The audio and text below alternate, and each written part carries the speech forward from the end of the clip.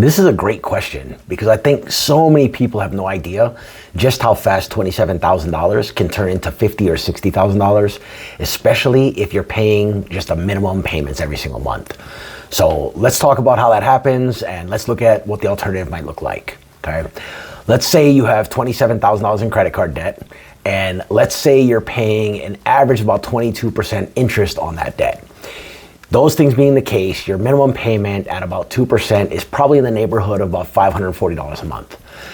If you're only making the minimums, that $540 a month, you're going to be paying that debt for over 20 years.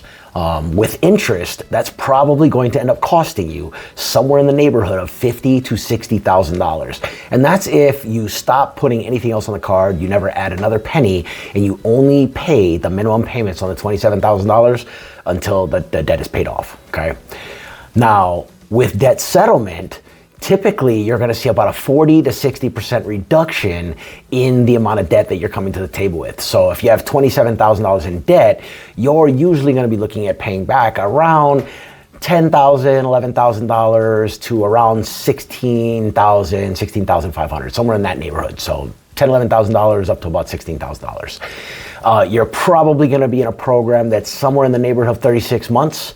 So instead of looking at a payback period of over 20 years, you'll be done in usually around 3 years, and your monthly payment will probably end up being around $300 to $450, depending on if you fall in that 40 or 60% range, right? All that sounds great, but when you look at it on the surface, you're like, $540 a month down to $300 a month, or maybe $450 a month. You know, it is a couple $100 savings, but is it really worth it? But let's quantify it a little bit differently. Let's actually look at the whole picture.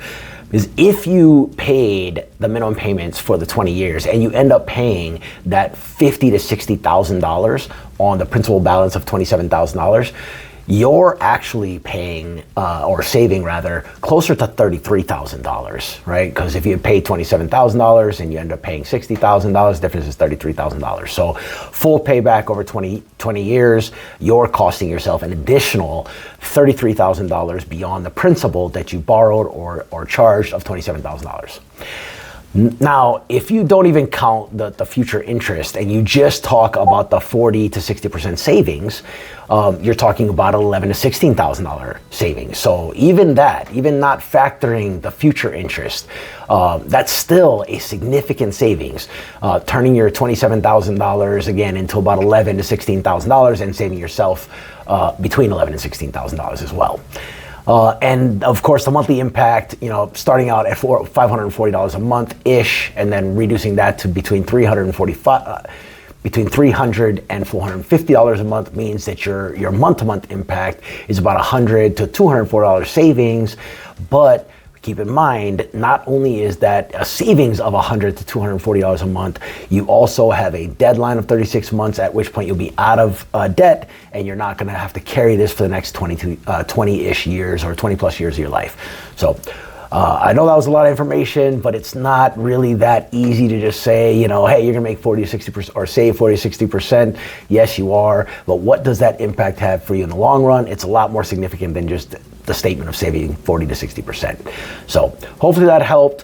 Hit us up if you have any other questions. I love answering these. Until next time, this is James with Relief Strategies. Stay strong, stay debt free.